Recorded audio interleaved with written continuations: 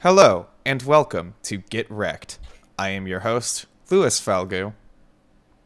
And I'm your other host, Stephen Falgu.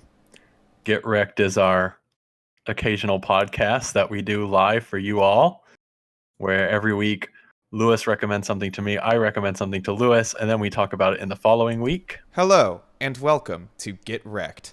Louis, I hope you had a good Honda days. Oh yes, I did, and it's about to get that much worse, actually, because we are snubbing Honda a little bit today. Yeah, don't let them know. But anyway, I hope not only you, Louis, but everyone out there had a good holiday season. We're back. It's now 2034. As a surprise to everyone, actually, it's crazy because I know a lot of people. I keep seeing online that people are posting that it's 2020, but no, it's actually 2034. Yeah, I don't know why people have been so behind for so long. Like, I don't know what happened. But I guess the Exactly. 2020s must have just been that unexciting. People didn't even realize they came and went. I mean, Yeah, well, what's interesting, Louis, is as we both know, and as our listeners probably know, we actually live in the future. You and I, we're so forward thinking, so progressive that we actually are in the future, as opposed to some people who still live in the past. It's kind of crazy. It's like this whole time thing. We don't need to get into it now, but yeah, it's we complicated we Get Wrecked lore. yeah, it's yeah. Someone will, I'm sure, update the wiki, the fan wiki, and then they can read it from there. We won't talk about it here. It's already been made canon in some of the extended universe novelization of Get Recc'd. So if you're curious, you can go check that out. Yeah. We Um, we but with that, I know how forward thinking and how futuristic we are. So why don't we move into the future with what I recommended to you, you recommended to me, I recommended to you. That's correct. Lewis, last time, to get into the spirit, the ad generating spirit. Of course, we're always here celebrating the Lexus season of giving and happy Honda days. Well, this year we wanted to highlight our good friends at Toyota. So, Lewis, not only did I recommend to you kind of a gathering of Toyotathon commercials, of course, Toyotathon being the season of giving for all Toyota branded vehicles. But I also recommended you a medley of Christmas, another holiday going on during the same time as Toyotathon ads, and we will talk about those, Lewis. So why don't you go ahead and kick us off? And how about we start with some of the Toyotathon commercials that you saw? Of course, giving back to Lord Toyota, who everyone celebrates during Toyotathon. yeah. The king of APR, as he is commonly known. Yeah, well, I was very fortunate to be able to spend my Toyotathon engaging in some Toyota activities, and by that I mean watching their playlist, their official playlist of Toyota 2019 advertisements, which And now, Lewis, can I just interject quickly? Did you get to take part in the tradition of going to your local Toyota dealer and asking about their low financing? I did not. I was Oh, that is unfortunate. I know you were talking about getting around to it, and we had a busy Toyotathon this season, so well. it's unfortunate that you didn't get to go out. You see, they kind of shot themselves in the foot because they made their Toyota 2019 commercials playlist just so goddamn entertaining that I just kept rewatching that shit, and I had completely forgotten to travel to my local Toyota dealership. And As you I should. blame them That's for what. that. I mean, really, at the end of the day, that's what the holiday is all about, truly. I don't know like what I'm supposed to say because I sat and watched this playlist twice. I watched 14 car commercials twice each, which probably isn't as much as other people have probably had to see some of these. I had never seen any of these Toyota ads, and I must say that I was enthralled by their amazing advertising and marketing prowess. It made me realize how much I would personally enjoy it if Toyota would reach out to Get Recc'd and allow us to be a I don't know, a venue through which they can advertise. I'm just saying this is not like it's a request or anything. I'm just saying I would sell out in a heartbeat to Toyota. I think that Toyota makes phenomenal advertisements. My favorite Toyota advertisement was the Toyota advertisement in which a Toyota race car races the Planters Peanut Mobile, or the Nutmobile, which is quite the unfortunate name. And the reason I liked this ad so much is because it made me realize that we do truly live in a hellscape. And that's other than that, I saw a lot of cars traveling down streets, usually in nice, pretty, natural environments. Either that or a racetrack. Yeah, a couple things I should mention is one, we have absolutely no problem calling Toyota the official vehicle dealer of the Get Recc'd podcast. So Toyota, if you want to reach out to us. Now, Lewis, I need to ask, were you able to spot our Lord and Savior, Jan? No. No, You, I must have played the game wrong. oh my. So you were not presented Jan, our very good Toyota advertising spokesperson. Oh wait, was she the woman who sat in the Snuggie? Most likely. Okay, because she sat in a Snuggie and she told me about Toyota, something. I didn't really pay attention. Yes, as Jan is wont to do. Jan being, of course, the reason for Toyotathon to exist. Of course, Toyotathon, as many know, is when Jan was birthed. Jan came into the world to be a spokesperson for our great vehicle dealer, Toyota. So I'm glad you at least got to see some Jan. I will talk a little bit about some Jan highlights. Of course, Jan probably best known for her Jan Capella, where she sang about Toyota vehicles in the format of Jingle Bells, I do believe, or We Wish You a Merry Christmas. Of course, we all love Jan. I love Jan now. I didn't know this until now. That is another shout out. If Jan would like to hop on Get Recc'd to talk about Toyota, whatever thing that she would talk about with Toyota, we're welcome to do this as long as we are compensated financially. Oh yes, we would love to have Jan as a guest on our podcast. Of course, we would be willing to interview Jan about all the great financing options available to us. Lewis, I do have to mention, because of course there were many playlists, so I just want to call out some highlights. I actually got the treasure and the treat this year of watching a greatest hits, if you will, where they went through Toyotathon through the years. And I will say, they really have a knack for showing cars on a road going fast and then also trying to be very relevant in the year, such as in Toyotathon 2001, where they call it Toyotathon '01 and how the Camry is the next great blockbuster. Wow, that's so dated. I don't even know what that's supposed to be a reference to. Of course, Jan shows up a lot. Again, we all love Jan. Jan plugs in some lights and she sings good songs for the Toyota to get us all in the Toyota spirit. This year, I will say, a little bit lacking in the Toyotathon Yeah, department. step it up, Toyota. You know, here's the thing, Toyota, because I know you're listening, Mr. Toyota. The thing is, we will absolutely shill for you without a doubt, but at the same time, we still need to be critical of our darlings. You know, we can't let you rest on your laurels. So we'll take that good money and we'll speak for you, but we'll also, you know, we'll be the voice of the people. And the people are demanding a little bit better in the Toyotathon commercial department. Yeah, for sure. I think what Toyota really needs is some better public outreach. I think they were a little out of touch, perhaps, this Toyotathon. You know, it happens to the best of us.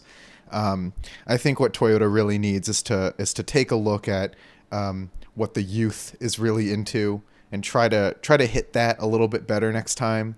Now I have no idea come Toyotathon 2020 what the youth is going to be into, but I think it would be something very much worth considering.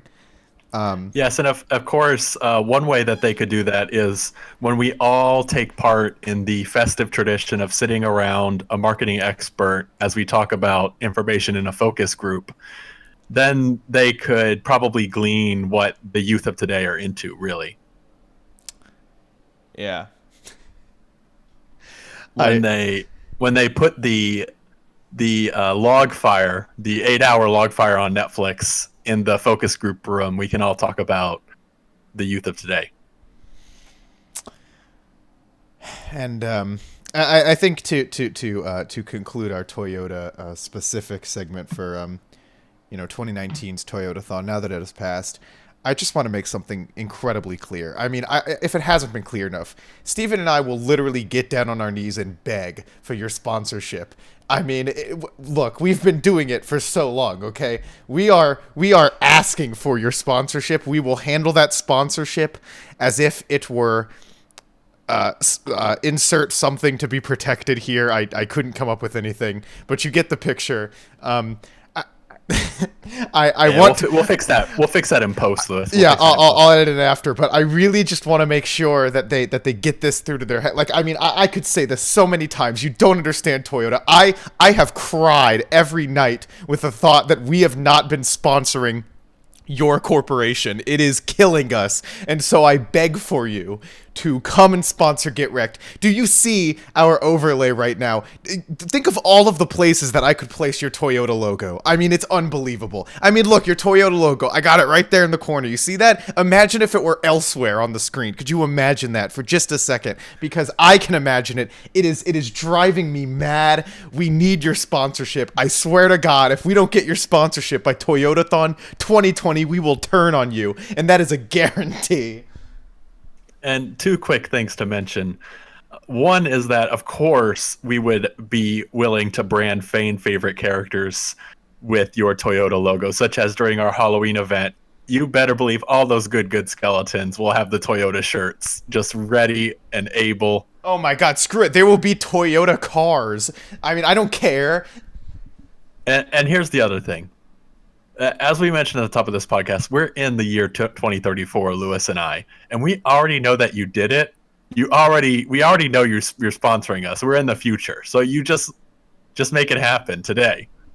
Yeah, the sooner the better for everyone else, Well, anyway, I suppose secondary to Steven's recommendation included a selection of 12 ads brought to you by the wonderful Nostalgia Critic. I don't think the point of this was to talk about Nostalgia Critic or Nostalgia Critic's video, but I don't quite like the Nostalgia Critic so much. It's been a while, been a hot minute since I think I enjoyed a Nostalgia Critic video. But you know what? It doesn't matter, because in his video, he was able to play enough of each ad, practically the entirety of each ad, so that I could forget about his video and talk about the ads in a truly transformative fair use nature. Anyway. Yeah, we're going multi-levels of fair use here. Yeah. This is critic on critic action.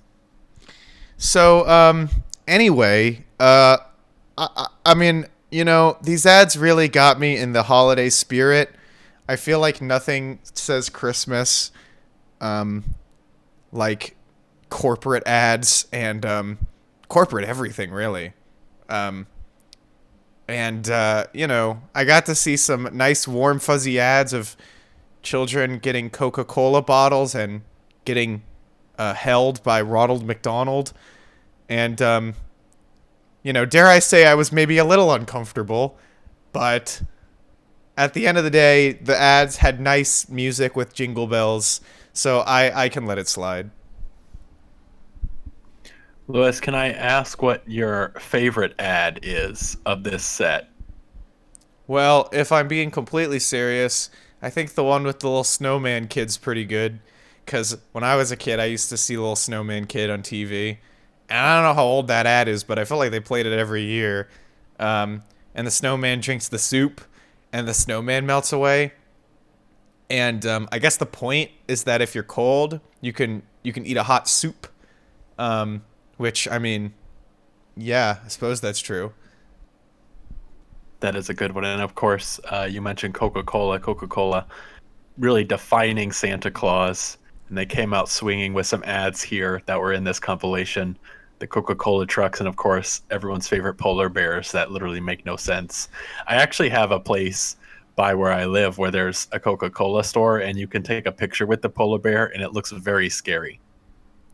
It's also just bizarre because I don't really know what the deal is with Coca-Cola making polar bears their mascot. I mean, I don't know. They're not even like caricatures or like cartoonish polar bears. They're just like CG polar bears that drink Coca-Cola.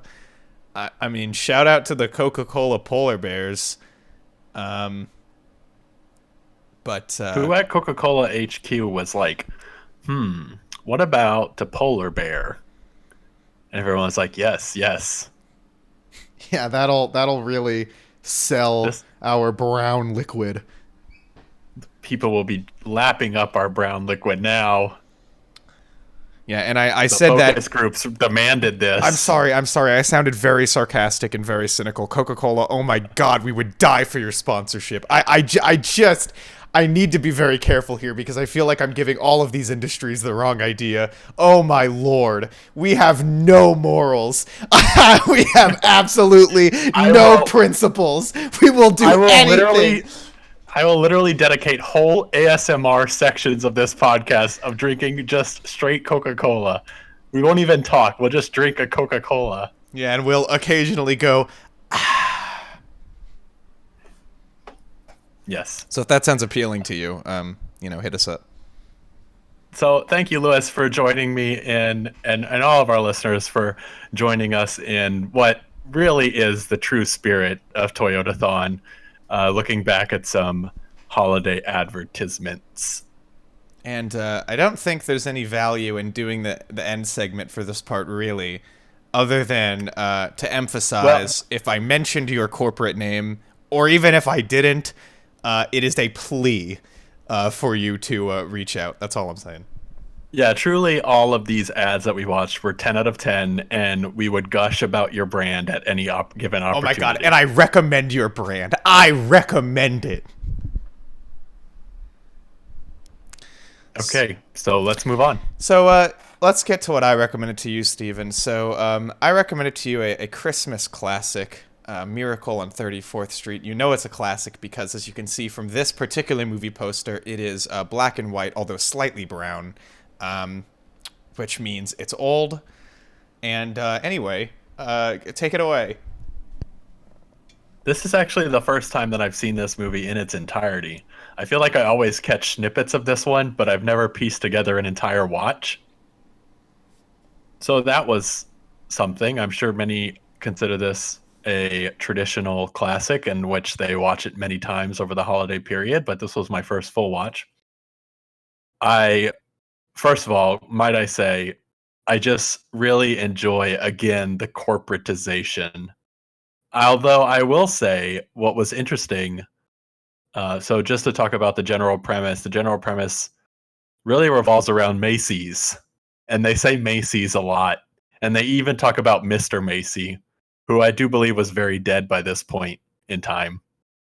But they don't shy away necessarily from thinking about the corporatization in a way that's almost kind of like the theme of the movie, and what happens in the film almost also feels like a reflection of what was going on in real life, in which Macy's gave people money to make a movie so that way they could think they were doing a good thing to make people shop at Macy's more, which literally also happens in the movie.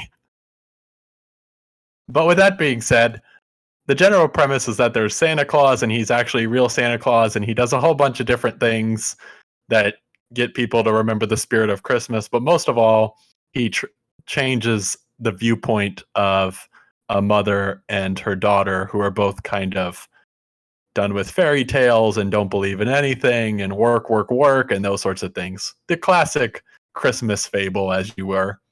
But I do like the conceit here of Santa Claus. First of all, I think the actor does a wonderful job being Santa Claus, and I also think that it's always grounded in reality, which is a really fun take.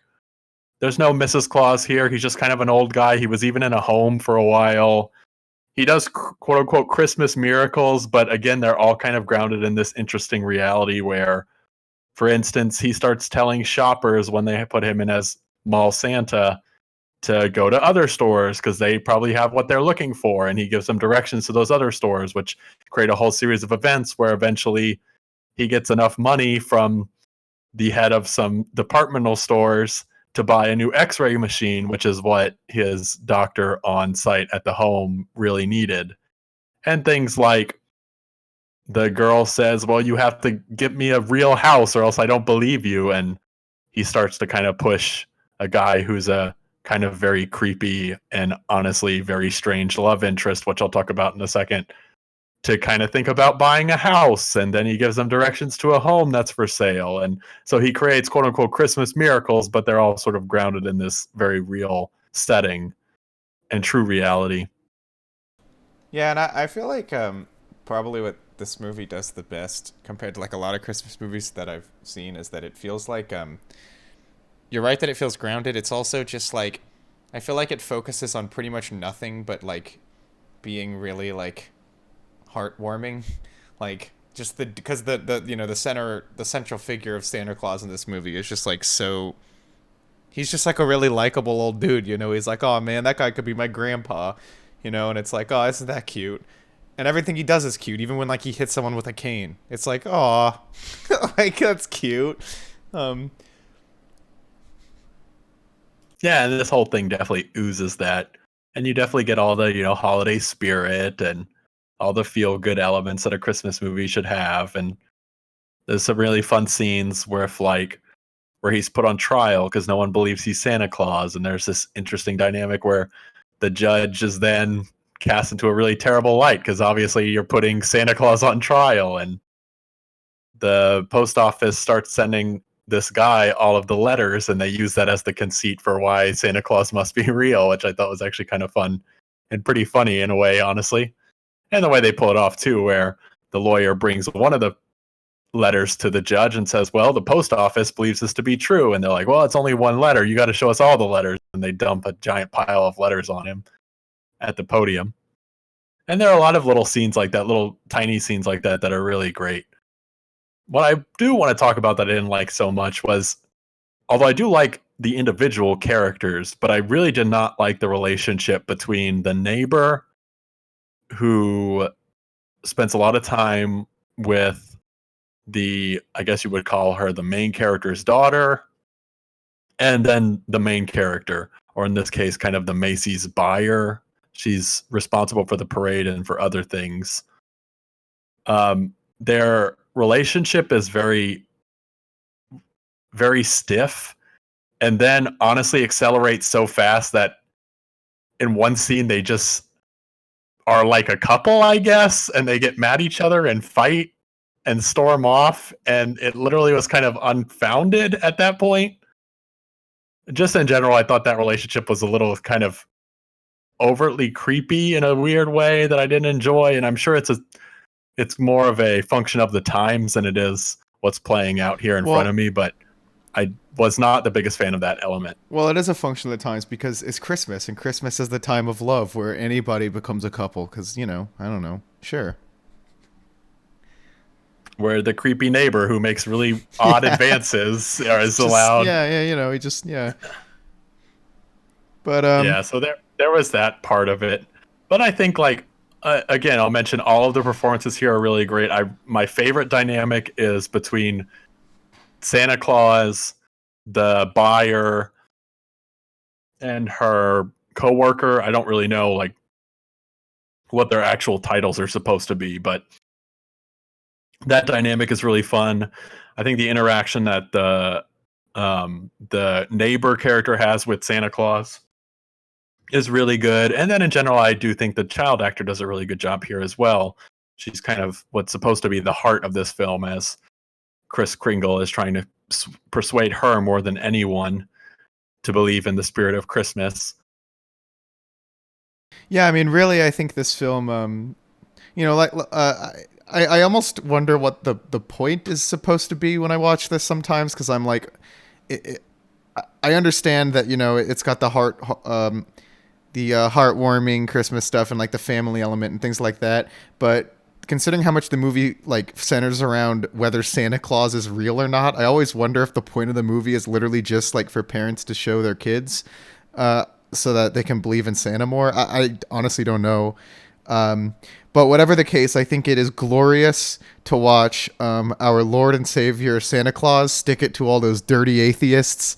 What a great film. And that's pretty much my take on it.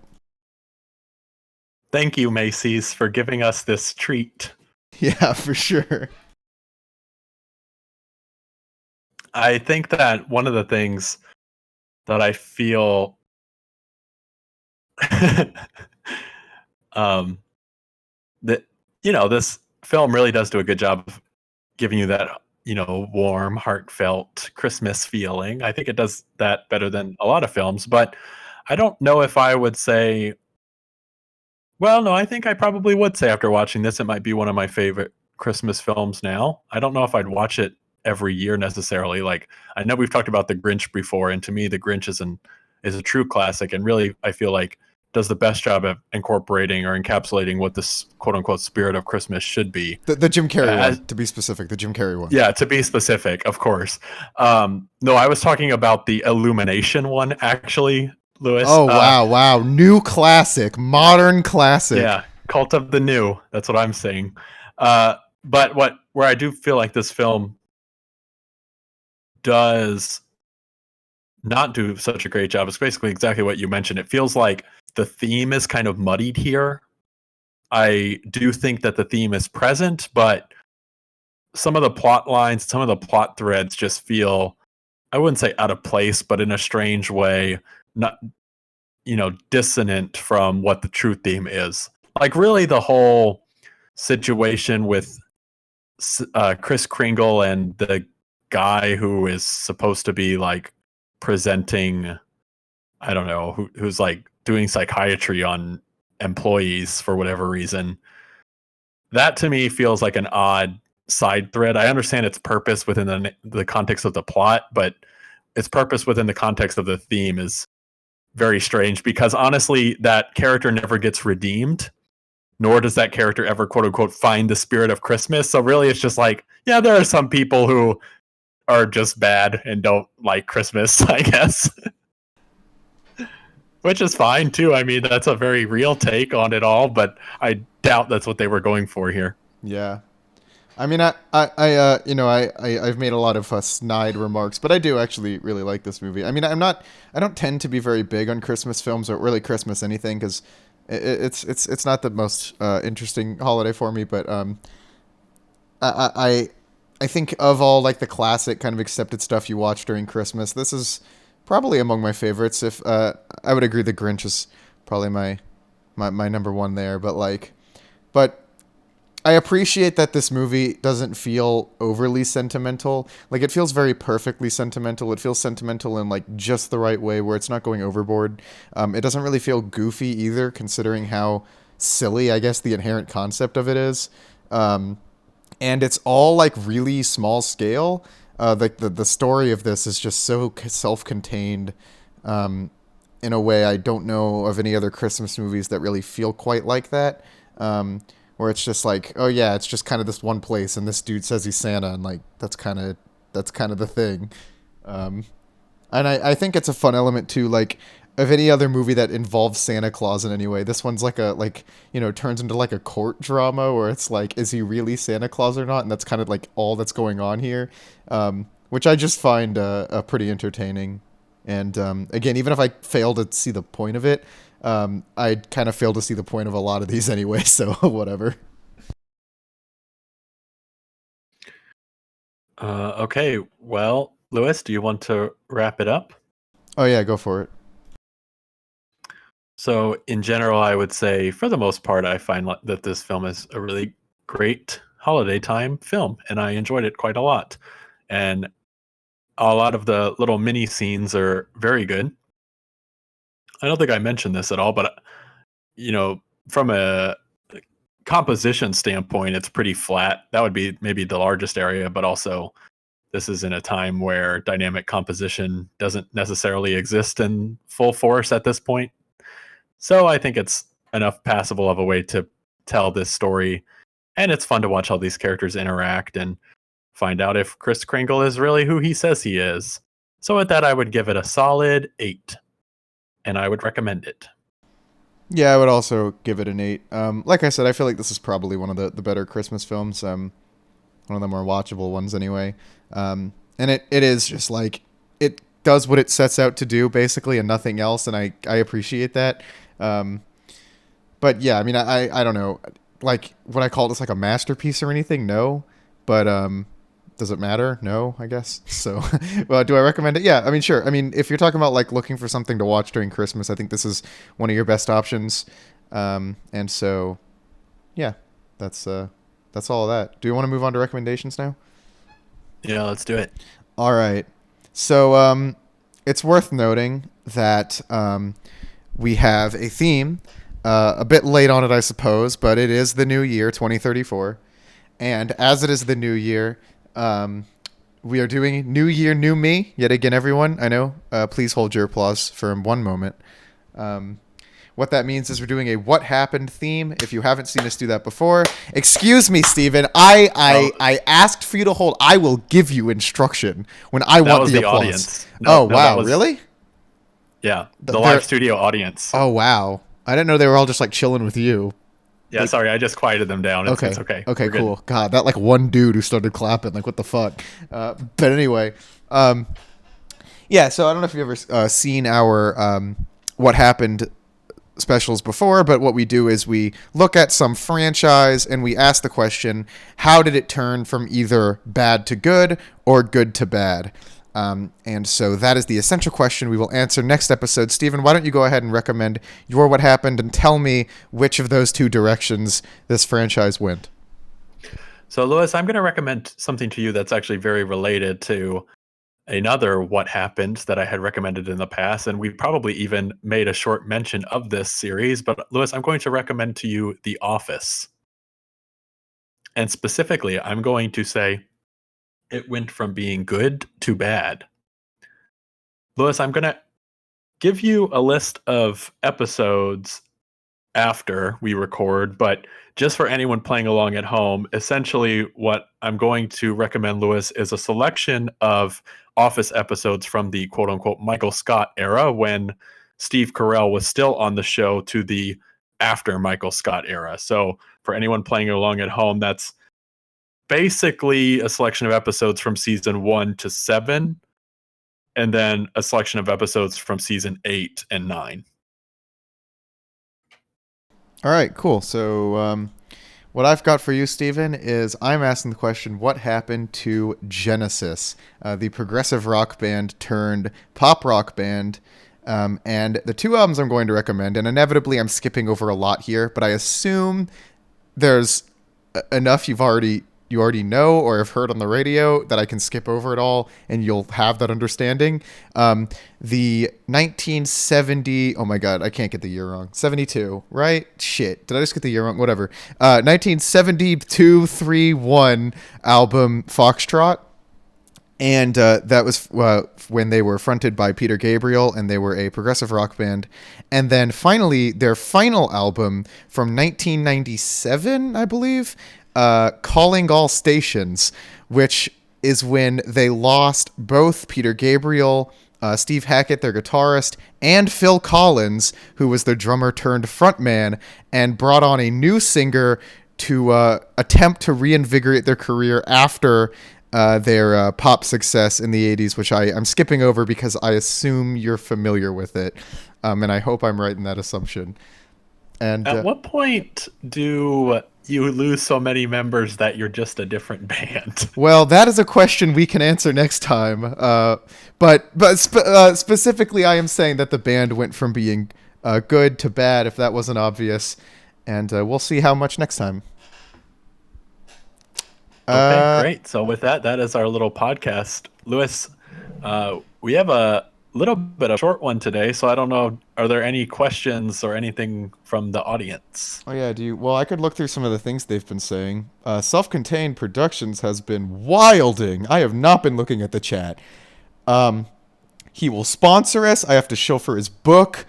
He recommends poop balls. He called me. I don't know if that did actually happen. He did call me. Okay. And Toyota Truckathon. Then we've got Hurley, who found it very funny I had to sit through a Nostalgia Critic video. It was not. I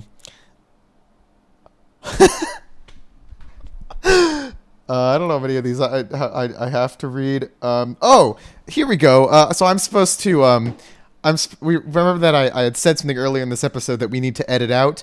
I didn't know what to compare when I said that we need to protect. I think I was saying we need to protect Toyota like a blank. Well, I've got it now. We need to protect it like my copy of Fun Fun Fun on CD, which I don't have, but thank you anyway. I like this new segment where we play Mad Libs with the audience. Yeah, it's great. Coca-Cola invented Santa Claus and polar bears, according to Wannabe Melon. Thank you. Oh, Coca-Cola invented polar bears. Apparently. That is, wow, that's a little known fact, but yeah, that is true. I can confirm. Talk about Coca-Cola. Actually, what's funny is a byproduct of creating polar bears was Coca-Cola. What do you think of Nickelback's greatest hits? Asks We Remote 101. I'll let Steven take that one. They're all great and they're all hits. Wow. Thrilling. We were asked by Bjork's armpits. we okay, shut up and talk about the Happy Honda Days end of year's sales event. That's true. I don't feel like we really were able to get into that because we snubbed them so much in favor of Toyota. Yeah, and of course, contractually, we cannot get into that, unfortunately. Oh, yeah, sorry. My biggest apologies go out to Honda in that apology, but yeah. Yeah, one last honk, please, from the audience for Honda. Thank you. Thank you. Thank you.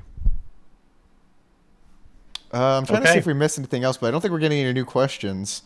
So then I think that wraps it up. Lewis, do you have any housekeeping items?